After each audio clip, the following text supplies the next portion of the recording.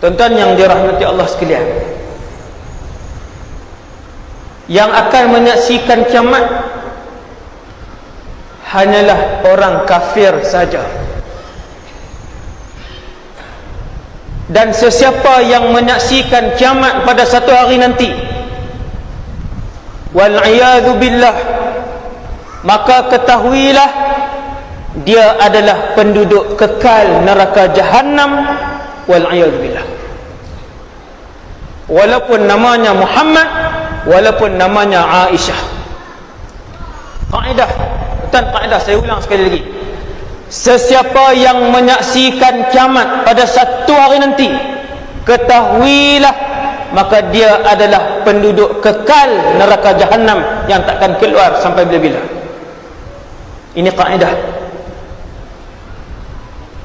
Hanya kafir original sahaja yang akan menyaksikan kegerunan kiamat. Sebabnya begini, seorang sahabat nama dia Sayyidina Huzaifah bin al-Yaman. Kalau tuan-tuan nak cari sahabat yang menyimpan hadis akhir zaman, Huzaifah. Saya harap mana-mana pendakwah, ustaz-ustaz yang alim tentang akhir zaman ni, himpunkan hadis-hadis yang hanya diriwayatkan oleh Sayyidina Huzaifah bin al-Yaman. Sangat hebat dan sangat menarik, kerana Sayyidina Huzaifah menyimpan ratusan rahsia-rahsia akhir zaman. Antara rahsia akhir zaman yang disebutkan oleh Sayyidina Huzaifah selepas kewafatan Rasulullah ialah tentang suasana ataupun beberapa hari sebelum berlakunya kiamat.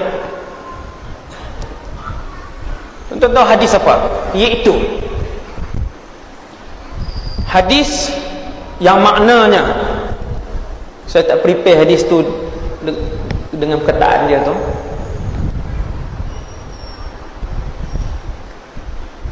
Dekat dengan kiamat ni, kita zaman ni 2019, tanda besar kiamat belum muncul tuan-tuan. Tanda besar kiamat nombor 1, Dajjal. Kemudian turun Nabi Isa, bunuh Dajjal.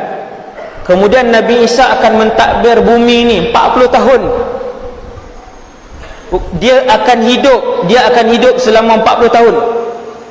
Kemudian keluar makhluk Allah nama Ya'juj wa Ma'juj. Kemudian gempa bumi. Kemudian keluar tanda besar kiamat yang disebut 3 serangkai. Dabah, binatang berkaki 4, dukhan, asap, terbit matahari di sebelah barat, yang terakhir api. Tuan-tuan, apa yang tuan-tuan perasan? Macam lama lagi ustaz, boleh lagi dan banyak benda lagi ni. Hari tu nak taubat dah, dengar malam ni, oh lambat lagi, duk ingat dekat dah. Hari tu mereka sebut dukhan, duk ingat dekat dah. Tuan-tuan sekalian, Sayyidina Huzaifah sebut dekat dengan kiamat, Dajjal mati dah, Nabi Isa pun dah wafat, Ya'juj Ma'juj semua dah mati, gempa 1, gempa 2, gempa bumi 3 semua dah berlaku.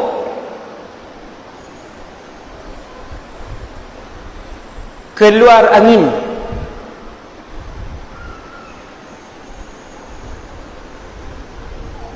dabah dah keluar, dukhan dah keluar satu angin. Angin ini pusing seluruh muka bumi Allah, utara ke selatan, barat ke timur.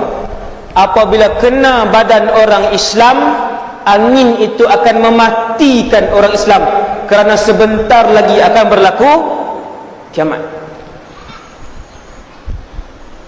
Sesiapa yang berbaki di dalam dirinya iman sebesar zarrah,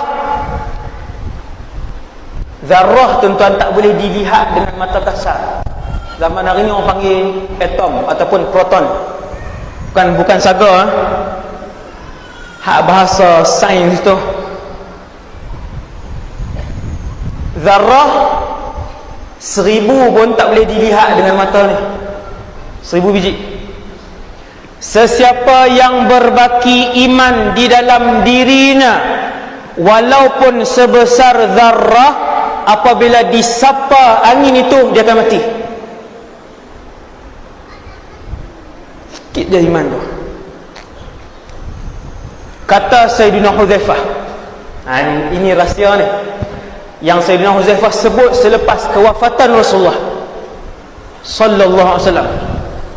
Sangat pelik, iaitu pada waktu itu ramai manusia yang menyebutkan la ilaha illallah dan mereka tidak tahu apa maksudnya, kepada apa ayat itu. Bahkan lebih dahsyat daripada itu, mereka menyebutkan Allah. Apabila orang tanya apa Allah, kita tak tahu. Saya pun dulu dengar tok nenek moyang saya sebut dan saya tak tahu apa itu Allah. Kata Sayyiduna Huzaifah, mereka yang menyebutkan perkataan itu pun dah boleh mati terkena dengan angin itu. Maksudnya apa tuan? Maksudnya punya tak ada iman waktu tu. Sebab itu waktu itu orang yang dia boleh sebut dengan mulut dia la ilaha illallah dia sebut, tapi dia pun tak tahu. Maksudnya ustaz semayang memang lagi tak semayang perkataan tu dia tak tahu apa perkataan itu. Bukan terjemahan perkataan itu merujuk kepada apa, dia kata tak tahu. Dulu pernah dengar nenek moyang saya sebut hadis tu. Kata Sayyidina Huzaifah, sehingga disoal oleh tabi'in ketika itu berkali-kali. Tabi'in ni yang tak sempat melihat Rasulullah. Wahai Huzaifah, apakah yang boleh menyebutkan perkataan itu akan mati dengan angin tu? Dia kata ya. Itulah yang aku pelajari daripada Rasulullah sallallahu alaihi wasallam, sekalipun dia tidak mengerti maksud dan perbahasan ayat itu. Betapa tak ada imannya pada zaman tu tuan-tuan. Sebab itulah bila satu orang menyaksikan kiamat, ketahuilah sebesar zarrah iman pun tidak ada dalam tubuh badan dia. Inna lillahi wa inna ilaihi raji'un. Penghuni kekal neraka jahannam, wal'iyazubillah. Yang tu satu, kedahsyatan kiamat tak cerita lagi tuan-tuan. Itu belum lagi diceritakan kedahsyatan kiamat yang disebutkan oleh Allah SWT, idza syamsu kuwirat, apabila cahaya matahari itu dipadamkan oleh Allah Subhanahu wa taala. Allah padam macam Swiss tuan-tuan tutup. Betapa senangnya kita untuk tutup satu Swiss, satu masjid ni boleh terpadam. Begitulah mudahnya Allah Subhanahu wa taala, idza syamsu kuwirat, waktu jadi kiamat matahari terpadam tuan-tuan, serta merta gelap gelita 24 jam, manusia tak nampak apa. Tuan-tuan boleh bayang waktu tu macam mana suasana orang berlari berlanggar waktu tu. Baru satu ayat cerita tentang kiamat. Belum lagi wa idzan nujumun kadarat, belum lagi wa idzal jibalu suyirat, belum lagi wa idzal biharu sujjirat, laut bertukar menjadi api. Baru satu.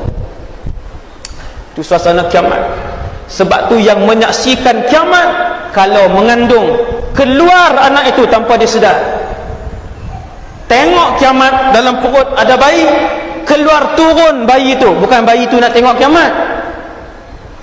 Tuan-tuan buat layang pula. Bukan dia nak menyaksikan kiamat, kerana terketar-ketar si ibu tadi menyaksikan kiamat. Hasbunallah wa ni'mal wakil. Itu kiamat. Tuan-tuan, jangan sampai menyaksikan kiamat. Allahumma khtim lana bihusnil khatimah. bihusnil khatimah.